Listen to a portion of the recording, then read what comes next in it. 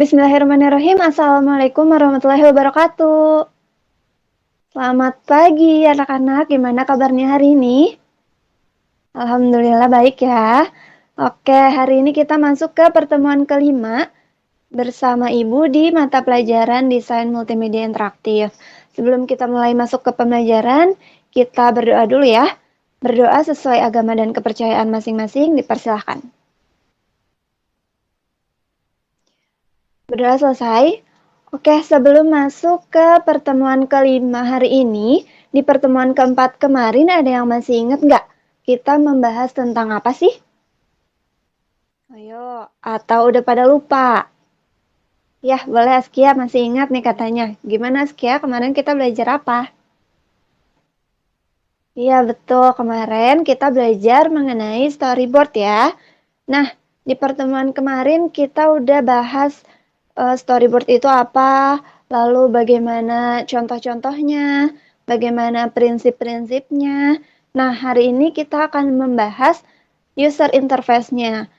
Dari storyboard yang kemarin kita udah buat itu, kita akan membuat gambaran besarnya, gambaran secara umumnya dari aplikasi media interaktif yang akan kita buat. Nah, hari ini kita akan mempelajari bagaimana sih prinsip user interface yang baik, lalu bagaimana contoh-contohnya? Oke, Ibu izin share screen ya. Hari ini kita bahas mengenai user interface media interaktif. Tapi sebelum itu kalian harus mengetahui apa sih tujuan kalian belajar mengenai user interface media interaktif ini.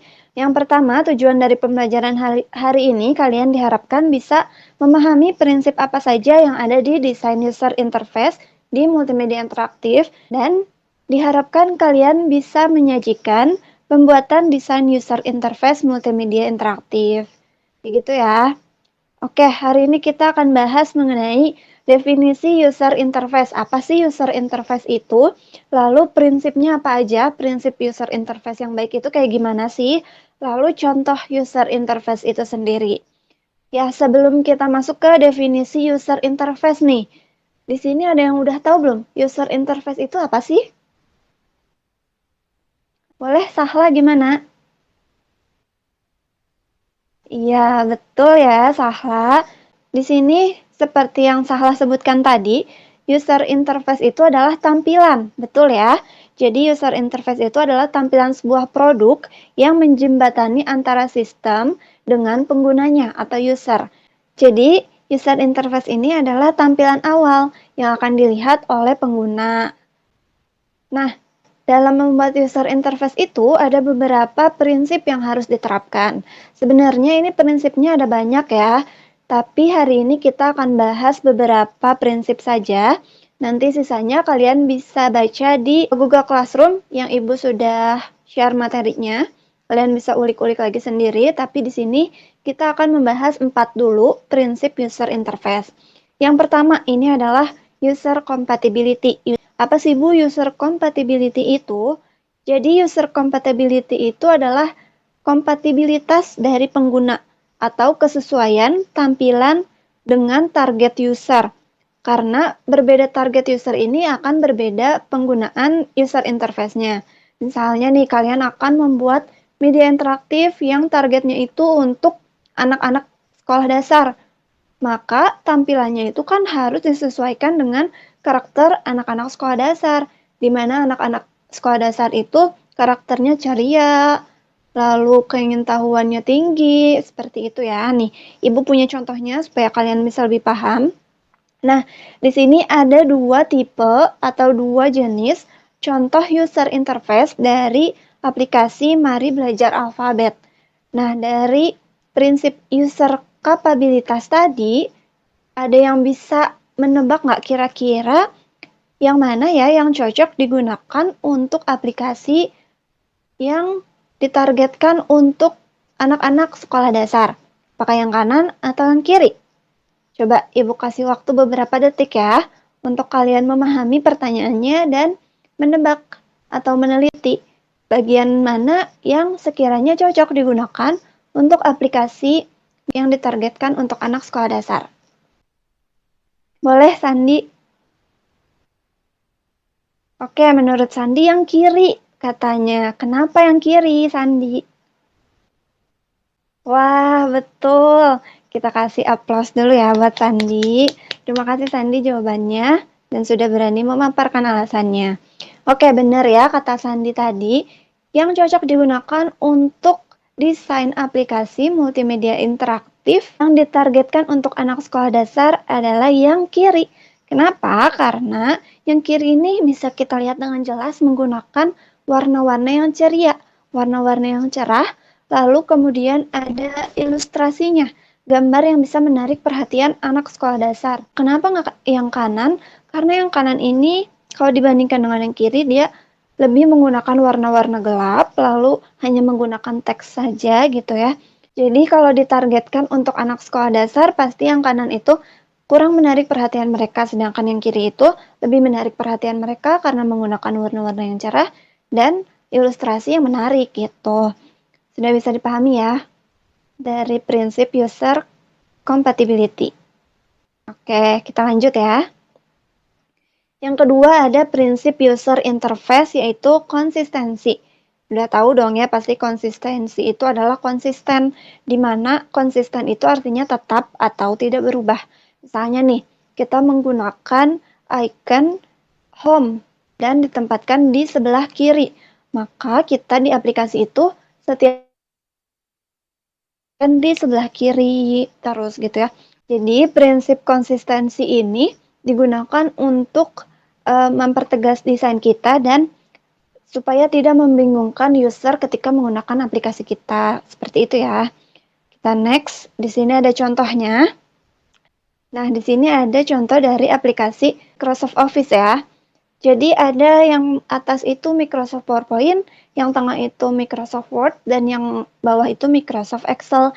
Di sini, kalau kita zoom, ya, kita bisa lihat di Microsoft Office itu menggunakan prinsip konsistensi. Kenapa?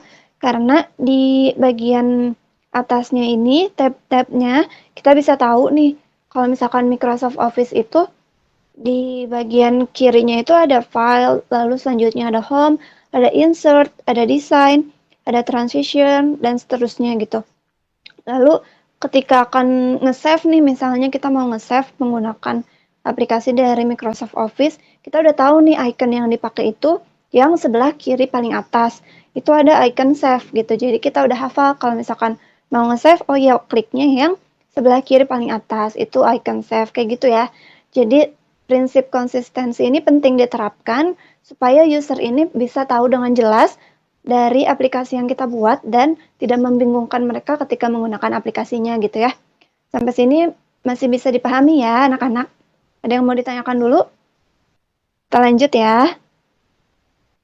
Nah, di sini ada dua contoh dari user interface aplikasi yang tadi untuk anak-anak sekolah dasar ya. Di sini yang atas sama yang bawah itu ada sedikit perbedaan mengenai prinsip konsistensi.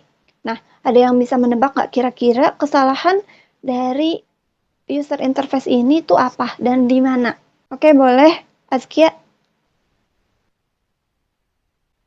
Iya, betul ya. Betul kata Azkia tadi, yang salah di prinsip konsistensinya ini adalah di tombol next. Kenapa? Karena yang atas itu tombol next-nya mengarah ke kanan, sedangkan yang bawah itu mengarah ke kiri gitu ya. Betul kata Azkia tadi. Berarti Azkia sudah paham ya mengenai prinsip konsistensi. Oke, sekarang kita lanjut ke prinsip selanjutnya, yaitu ada prinsip workflow compatibility. Apa sih Bu workflow compatibility itu? Jadi, prinsip ini itu adalah suatu tampilan, dalam suatu tampilan bisa melakukan banyak pekerjaan sesuai dengan alur kerjanya. Bingung ya? Kayak gimana sih maksudnya Bu? Oke, kita lihat langsung contohnya ya. Nah, di sini ada contoh dari Gmail. Dari tampilan email ini kita bisa melihat ada beberapa kolom yang bisa kita isi sekaligus dalam satu tampilan gitu ya. Kita bisa mengisi untuk siapa, lalu subjeknya apa, dan emailnya apa, kayak gitu ya. Jadi ini termasuk ke dalam prinsip workflow compatibility gitu. Sampai sini paham ya? Oke, sekarang kita masuk ke prinsip yang keempat yaitu familiarity atau familiar. Nah, familiar ini kan artinya sesuatu hal yang sudah biasa atau biasa diterapkan secara umum gitu ya. Misalnya adalah penggunaan icon. Nah, di sini ada beberapa contoh dari icon-icon familiar yang biasanya digunakan dalam media interaktif. Di sini di paling kiri, icon paling kiri itu kalian pasti udah hafal dong ya. Kalau misalkan ketemu icon ini, itu adalah artinya icon save atau menyimpan. Nah, ada yang berani menyebutkan nggak icon di sini tuh ada icon apa aja sih? Ya, boleh Sandi. Oke, sebelah icon save itu ada icon. Oke, sebelahnya. Oke, selanjutnya. Ya, yang terakhir. Iya, betul ya. Betul kata Sandi tadi. Kita kasih aplaus dulu ya. Untuk Sandi karena sudah berani menyebutkan icon-icon yang ada di sini. Betul kata Sandi tadi. Yang pertama itu ada icon save. Lalu selanjutnya ada icon copy. Selanjutnya ada icon back. Selanjutnya ada icon unduh atau download. Selanjutnya ada icon delete gitu ya, benar. Jadi icon-icon di sini itu adalah sedikit dari sekian banyak icon-icon familiar yang biasa kita gunakan di user interface media interaktif kayak gitu ya. Oke, materinya ini udah cukup sampai sini. Kita membahas tadi mengenai apa sih user interface itu. Jadi seperti yang tadi dijelaskan, user interface itu adalah tampilan awal ya atau jembatan dari sistem ke pengguna atau user. Prinsipnya itu ada 4. Ada yang mau menyebutkan? Boleh, Raffianda? Oke, betul. Bagus ya. Berarti Ibu anggap kalian sudah paham mengenai definisi user interface dan prinsip-prinsip user interface yang kita bahas hari ini. Oke, sampai sini ada yang mau ditanyakan nggak? Boleh, Sahla gimana? Oke, bagus ya pertanyaan Sahla. Belum Ibu menjawab, kira-kira ada yang bisa menjawab nggak pertanyaan dari Sahla tadi? Bu, prinsip-prinsip yang tadi itu harus digunakan semuanya atau hanya salah satu saja ketika kita membuat user interface media interaktif, kata Sahla pertanyaannya tadi. Boleh ada yang mau bantu jawab? Ya, boleh Askia. Terima kasih Askia sudah bantu menjawab pertanyaan dari Sahla. Ibu beri tambahan ya. Jadi betul kata Askia tadi, prinsip-prinsip ini harus digunakan semuanya. Karena apa? Karena prinsip-prinsip ini yang mendukung user interface yang kita gunakan itu atau yang kita buat itu menjadi user interface yang baik. Karena misalnya ada satu prinsip yang tidak kita gunakan berarti akan membuat misalnya kita tidak menggunakan prinsip konsistensi ini, icon-iconnya berubah-ubah. Nanti penggunanya atau usernya bakalan bingung gitu. Tapi dari sisi familiarity kita udah pakai, dari sisi user compatibility kita udah pakai. Tapi tetap aja penggunanya bakal ada bingung karena icon yang kita gunakan itu berpindah-pindah kayak gitu ya. Jadi diusahakan untuk digunakan semuanya agar user interface yang kita buat itu menjadi user interface yang baik untuk media interaktif gitu ya. Gimana Sahla? Oke, paham ya? Oke, ada lagi yang mau ditanyakan? Oke, berarti kalian sudah cukup paham ya materi hari ini. Materi hari ini Ibu cukupkan dulu. Terima kasih untuk anak-anak yang sudah aktif hari ini ya dan sudah menyimak dengan baik. Tugasnya hari ini Ibu beri di Classroom. Seperti biasa kita mengisi Google Form. Nanti Ibu akan kasih linknya di Google Classroom ya. Selain itu, jangan lupa kalian untuk mempelajari prinsip-prinsip user interface lainnya yang nanti akan Ibu share materinya di Google Classroom. Ibu cukupkan materi hari ini, sampai ketemu lagi di minggu depan di pertemuan ke-6 mata pelajaran Desain Multimedia Interaktif. Terima kasih ya, Ibu tutup. Wassalamualaikum warahmatullahi wabarakatuh.